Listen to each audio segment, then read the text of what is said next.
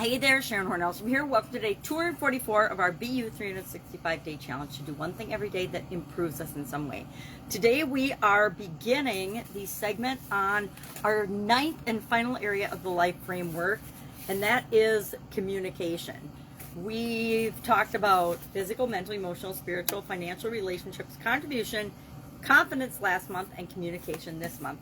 For the first 9 months of this annual challenge, I thought it would be awesome to break down and share exactly what I do in my life to set my big long-term goals and objectives, and then to break those down into bite-sized pieces so I'm doing something every day, and then how we automate that so that achieving our long-term goals and objectives becomes just a part of our everyday life and everyday living. And that's what this challenge is all about. How do we do little incremental things every day that move us toward becoming the best possible version of ourselves and how we show up in the world, etc. So this month we're focusing on the area of communication.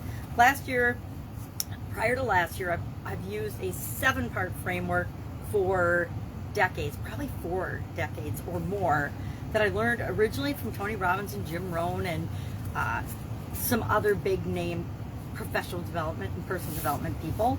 And that served me really, really well. But during the pandemic and COVID and everything, a couple areas of life became even more important than they had been to me personally prior to that. And that was the areas of confidence and communication. Because all of a sudden, billions of people, not just some people or some of us changing on purpose all the time, but the entire world was impacted in ways, and we had to figure out different ways to connect and communicate and have confidence in the new technologies and things that we were having to adopt and apply to our businesses and our everyday life. Some of those things were really, really challenging and didn't really work out great for us. Other things were a little bit challenging, but we figured them out using our confidence and our communication skills, and they became easy and just now a natural part of our repertoire. Doing daily videos used to be really, really hard for me, but during the pandemic it was a blessing because it gave me focus, and it allowed me to spend energy on things that I knew were moving me forward at days and times when everything else was at a dead stop. So, communication. Our topic today is, what does communication mean to you? Communication is, of course, the imparting or exchange of knowledge or information or news. So, for example, for the moment, I am in communication with so-and-so. Maybe it's the government, maybe it's a person, maybe it's an organization, but it's a source of information. We'll talk about all these things. I've got, of course, our content calendar mapped out in pencil because I change it when I so choose. But the things that we're going to do and we're going to cover. We're going to cover using a similar structure to the last few months because I think it's worked really, really well. We'll, of course, cover our SOAP framework because that is our process for dealing with changes and challenges that make it automatic that we get better results after having experienced the change or challenge, the best possible results for us than before we experience that change or challenge. We'll be doing that next week. This week we'll talk about definitions. We'll talk about and we'll rate like we have before. How do we think we're doing in different areas and aspects of communication? So what does communication mean today? And our action item is going to be just to share, when you hear communication, what is your first thought? What is the first thing that comes to mind, and what does it mean to you? So it is either, excuse me, I better take a sip of coffee. What does it mean to you? I'm going to have to do this because it means a lot to me. I think it's so interconnected and intertwined with everything we do, be, have, and are. It makes it more challenging to actually define it. But again, like anything else, what it means to you right now, what you want it to mean to you, is the most important thing. It doesn't matter what it means to anyone else around you or in your life or anyone you've ever heard of.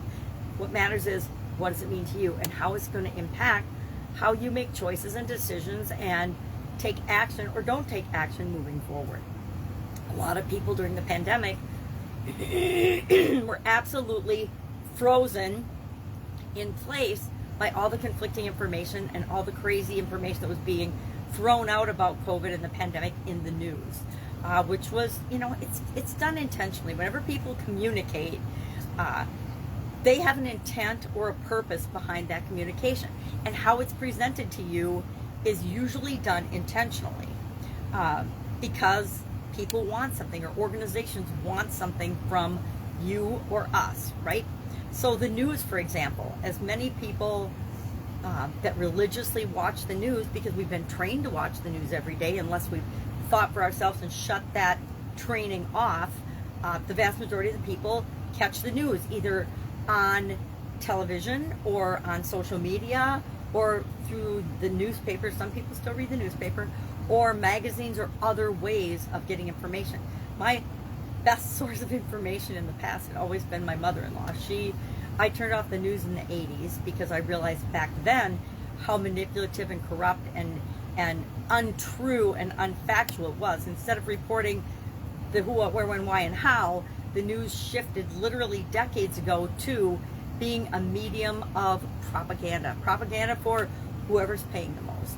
So we need to remember that as we're experiencing sources of information, and we'll talk about this month, how do we filter out, how do we get various sources of information to make sure that we're making decisions based on a wide spectrum of information, not just one narrow source, because one narrow source can easily be manipulated and corrupted, right? If I'm only getting my news from Facebook, I'm probably in big trouble. If I'm only getting my news from one TV station, I'm probably in trouble. If I'm only reading one book and then I'm going out and I'm doing whatever that book says, I'm only getting one author's opinion and thoughts on a topic or a subject or a strategy. So I want to make sure that I'm getting more than one source of information before I actually take action sometimes. Not sometimes, all the time. So I want to make sure I'm doing what's best for me, and you need to do the same.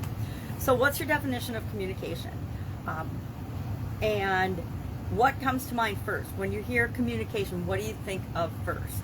A lot of people hear communication and they get a sense of dread because they think it means public speaking, or having to speak up and share your opinion, or talk about subjects that you maybe don't feel 100% capable and confident talking about. So we'll talk about that as well.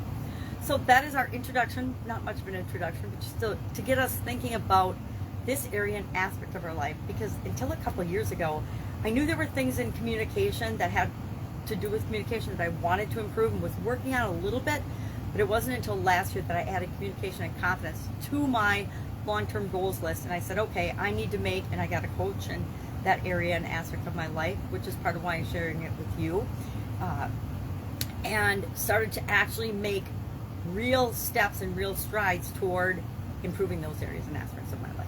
So, communication this month. Any questions, concerns, topics you want to make sure we cover, please either Voxer me at pajamagrandma@gmail.com or direct message me so that we make sure everything gets covered that we want to get covered. And then we still have 3 months left in the year that we're going to cover a lot of different things. And if we want to go back and review anything or do anything differently or dive more deeply into a topic, share that as well, and I'll make sure that we do that.